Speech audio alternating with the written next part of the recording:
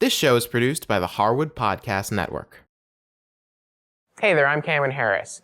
We love making the show available to you free of charge, and you can help keep it that way by making a contribution to our Karma Jar or by becoming one of our sponsors. To learn more, visit our website.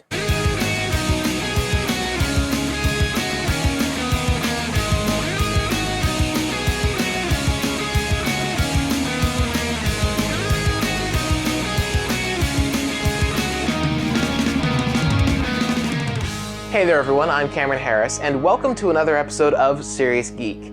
Now before we get started today, you might notice that the show looks a little bit different than it has before. That's because it's a new year, and we're trying out a new format for the show. Specifically, we're trying to keep the show a little bit more condensed so we can get you your tech info much faster. We're also hoping to start featuring things like products, websites, and apps that we think you'll find very interesting, not just news stories.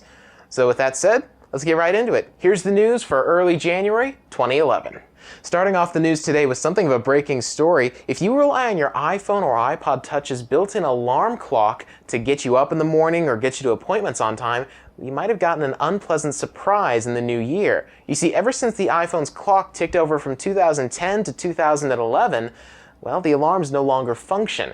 This is a bug in the iPhone's clock. Now, Apple has acknowledged this bug, saying that the alarms won't go off, but that the problem should fix itself by January 3rd. Well, January 3rd is come and gone, and we're getting conflicting reports as to whether that's actually the case. Some people are saying their iPhone is working perfectly again, that alarms are going off just as they should. Others are saying that they're still not working. So proceed with caution. My advice to you would be to test the clock in your iPhone. Go into the clock app and set an alarm for the next minute. Then just wait 60 seconds or less until that minute ticks over. Now, my iPhone's alarm worked flawlessly for me, but if it doesn't for you, there are a couple of workarounds you can do. Specifically, the bug only affects alarms that are non-repeating. So you can set either a non-repeating alarm in your iPhone's clock, which will just go off at the pre-designated time and then just be done. Or you can set a repeating alarm, which you can set to repeat on certain days of the week. For example, every Monday and Friday at 7:30 in the morning. Now, if you have a repeating alarm, those work just fine. The bug only affects non-repeating alarms. So you can temporarily change all of your alarms to repeating until this bug gets officially sorted. Or you could always just use a third-party alarm clock app for the time being, as those are not affected. It's just Apple's built-in clock. But run the test, see if it works for you, and just be mindful. Make sure you don't sleep in or miss an appointment because of this bug. Well, it's the new year, and with the new year comes new products. Let's start out by focusing on Vizio, the television manufacturer. Now, Vizio has already made quite a name for themselves, making high-quality yet affordable HD TVs.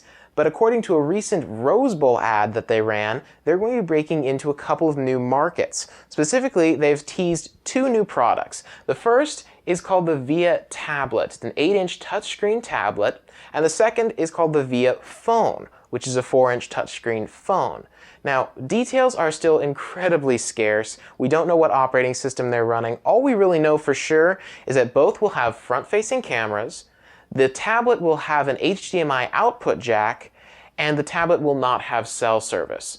Now, you can assume that they're going to integrate somehow into their existing line of TVs, maybe functioning as remotes, or the tablet maybe will stream video. We're not entirely sure, so we'll have to wait until this summer, which is the release date that they've sort of teased for the moment, to see. They've also introduced a whole new line of TVs, including some sub-$300 3D TVs, which should be very, very interesting.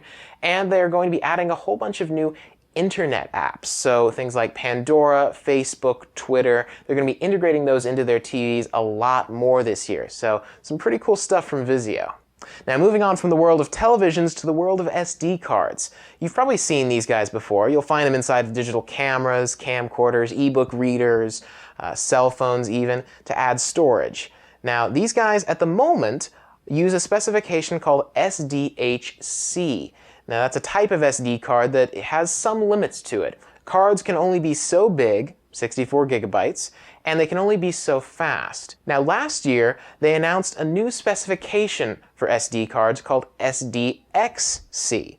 Now, those have a much larger theoretical capacity, they can store a lot more information, and they can be a lot faster while still being incredibly small. Now, Lexar has just announced that this year they're going to be coming out with 2 new SDXC memory cards. The big difference at this point is that these cards will start at 64 gigabytes, and the larger model will be 128 gigabytes. That's larger than some laptop hard drives, all in a chip this big. That's pretty remarkable, and they're going to be very fast too. Plenty fast enough to store things like raw images from a camera or HD video from a camcorder. Now, before you get too excited, there hasn't been any word on pricing or availability for these guys yet, and also you're going to have to get new devices that work with SDXC. You see, you'll have to get a new digital camera or digital camcorder that will support reading and writing to the SDXC format. But it's very interesting to see a peek at what the future is going to be, and I wouldn't be surprised if we start seeing products hitting the shelves this year that work with these new memory cards. And lastly, we've got some pretty big news coming out of Intel. They've announced their 2011 lineup of processors for a total of 29 new models, as well as a whole bunch of new graphics options. There's a lot of stuff here, a lot of different models and a lot of different options to choose from, but there are a couple things that I think are pretty interesting.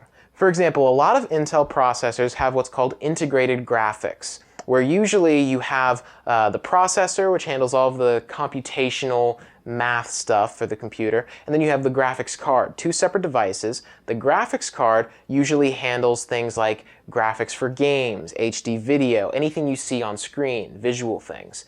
Those two usually work in tandem.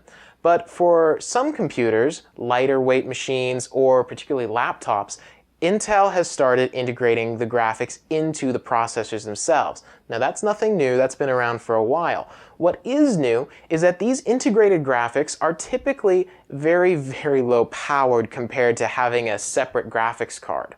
Well, Intel is trying to rectify that problem by really improving the speeds of their graphics that are built into some of their processors. We're seeing things like almost double the performance in some cases. Now, this is going to be really good news for anyone who has these processors but wants to play games with them. Gaming laptops, for example, or just doesn't want to spend the money on a separate graphics card but still wants to get some nice power. Now, keep in mind, you're not going to get anywhere near the performance you would with a separate graphics card, but considering the money you're going to save, as well as, of course, the space and energy consumption if you're on a laptop, it could be well worth it. Also, the new processors have gotten much smaller, which is good news if you want a smaller machine or a smaller laptop particularly. And also good news if you're a laptop owner, they're much more energy efficient.